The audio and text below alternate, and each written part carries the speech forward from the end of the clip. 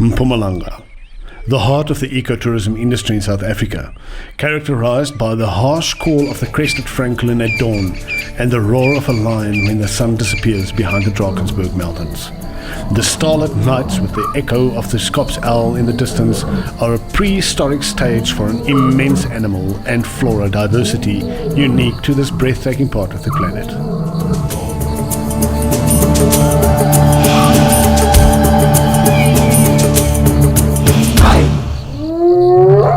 For decades, this idyllic picture has been the playground for domestic and international tourists. People from all over the world visit Mpumalanga to enjoy its splendor and to create lifelong memories. Many return year after year to support the massive ecotourism industry, synonymous to a gold mine for the province.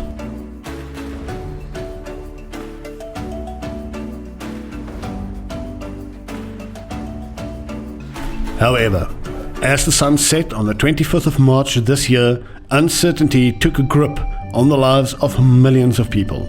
International and domestic travel came to a complete halt and thousands of businesses had to close their doors.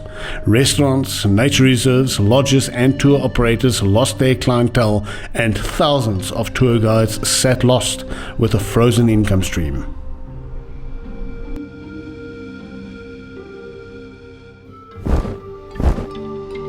My name is Alvis Ntlanga. I'm working for Kambako River Lodge.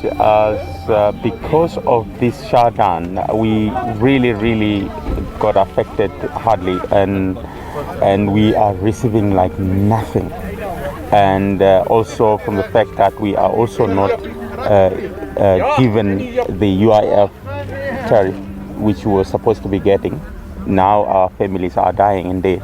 So we really we'll really appreciate if the government can really be concerned on what we are worried of now, as we came here to try and demonstrate to the government that we are really on a very big shame.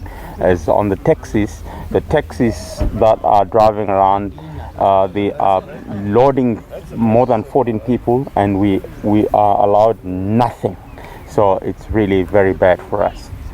The purpose of this documentary is to look at the efforts of tour operators and guides to reopen the industry and give all involved their lives back that was so swiftly taken away from them by the COVID-19 coronavirus and the sometimes very irrational and unrealistic decisions made by national government.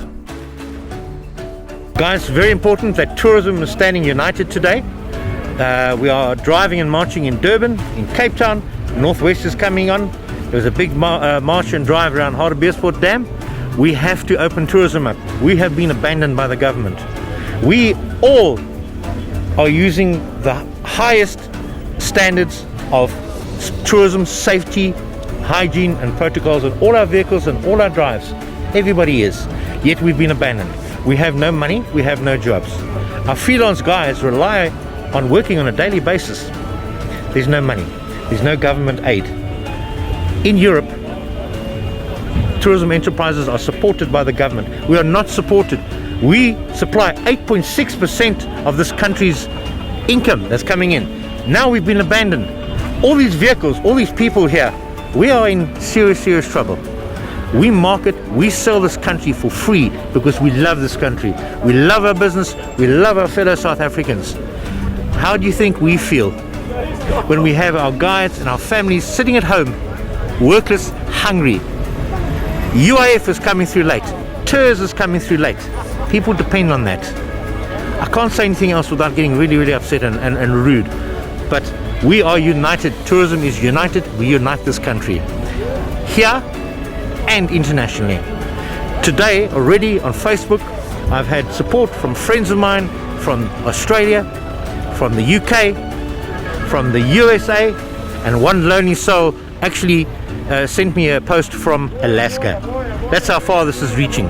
But now the government has to wake up and we need to get support. We need money. We need a date for when tourism is going to open up. Don't leave us hanging. We're going to die. Under the leadership of Mr. Hilton Langley from Hilton Langley Safaris and Adventures, A peaceful protest with no looting and burning that is so often synonymous with protests in South Africa was organized in order to hand over a memorandum to the MEC of Finance, Economic Development and Tourism in Mpumalanga, Mr. Patton Ngumane. The government, because of the COVID, has cut off our livelihood totally, and we understood in the beginning that it's something very new and we didn't know how to handle it. But this has been going on for so long now, several months, and we can't handle it anymore. We do not get any help. Everybody talks about TERS and UIF, but a lot of us don't even qualify for that, and we have absolutely no income whatsoever. Because of this, the government is just using this big club called COVID, and 98% of the people recover. It's a very positive thing. It's not a negative thing, and it's unpleasant, but this is what's happened, and now we have been cut off. But the government seems to have no sense of the misery and the amount of people involved in tourism, and that it contributes 8.6% of the whole GDP. We heard the taxi industry negotiating, and they successfully negotiated, and that's wonderful. And they back on the streets. You can fill a taxi with 14 people, but our open vehicles, which is just a small section of this, cannot be utilized at all. And I challenge the government, if they're sitting there, they must remove all their salaries. Don't just give a third away. Their whole salary they must give up, because only then they will understand how many people are living in misery at the moment. Well, it's about time that as a sector we make our voices heard. I think we are not taken seriously. I think our sector is being underrated. We employ over 1.5 million people in this country. In Mpumalanga alone, we employ over 80,000 people, making us one of the biggest employer in the province. We contribute over 22 billion rand a month in this country from tourism. And I think it is high time that we should be prioritized as a sector. How do you allow a taxi to operate at 100% capacity and say they must open the windows? We have open safari vehicles that do not have windows, and you are saying they should not operate. How is it not safe for me to sleep in a lodge alone or with my partner, and yet it is safe for me to go into a supermarket? Really, there is some irrationality in how these decisions are being made. Right now, government tells us that they are going to make money available. How do you make 200 million rand in a sector that loses 750 million rand every day? And as we speak now, even with that 200 million rand, we have less than 40% of the small businesses that have received that money. Less than 40% of our employees have not received the UIF grant, and therefore that's a challenge for us.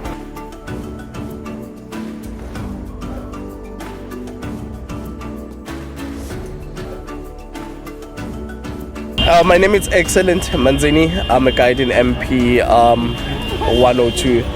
The problem that we're facing now, we're doing nothing, and we're asking the government to save our jobs as we're suffering. There's no income, nothing else. Save our companies, save our job, save our life. Hashtag Mpumalanga Tourism.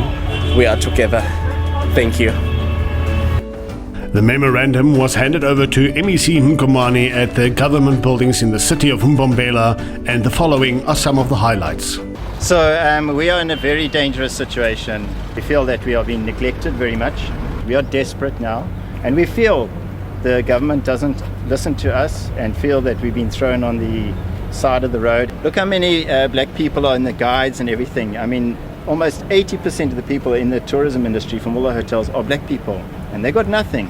We are in a state where we don't know what to do anymore, because when you and the government people go back tonight, you get in a salary. We're getting nothing. As soon as you can open up the borders, because COVID is already here, and if we start moving people, you'll see the tourism industry is very jacked up and fast, and we will get all the things in place. Because if the taxis can put 14 people, and good for them, they fought back. As the Minister of Tourism says, they are suffering, they can't pay their bills. Well, none of us can pay our bills. So today we want you to be on our side. We're asking you, Tina Buzo and Tina Kela Gahle Kakhulu. We're asking you very nicely, we need you to start fighting for us. So every day we lose 748 million. So I have written out a memorandum for you there. I would like you to sign it, and then there's a signing list of all the people and their represented, who they're representing here in the Lowveld area. If you definitely show what you were telling me now, it's what is written here. Yebo. I'm going to sign. In the province, our gold mine is tourism, and tourism is on its knees. We want to see tourism rising again, because this is one of the sector which is employing a lot of people. So at no stage we are going to sit down and relax, see you dying. Definitely we are going to take this memorandum, we are going to submit where it's supposed to be submitted. Definitely we are with you, we are going to work with you. We need a timeline, because we're just hanging in the air. If you don't give us hope, Baba, we collapsed. Yes. But you need to give us hope. And you say that you care. None of us, unfortunately, have heard you caring. We want you to be our advocate. People say, COVID, but 98% recover from that. If the taxi can take 14 people, why can we not take 70% in our open vehicles? You can't even phone the UIF. They don't even answer.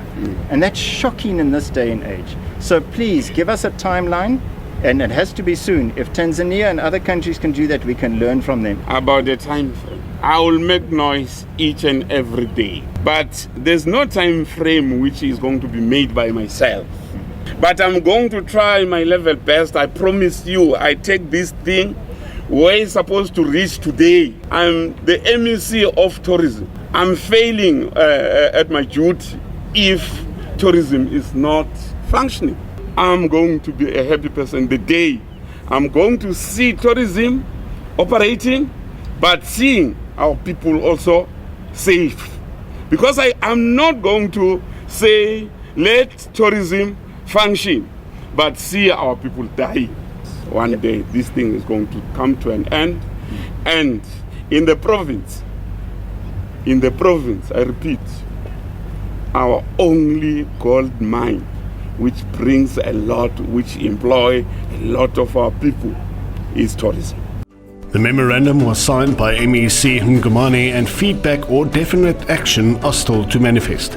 This was, however, a crucial example of a positive level of protest with the aim to generate well thought through, proactive and positive reaction that will not only save businesses, but that will save the lives of millions of people.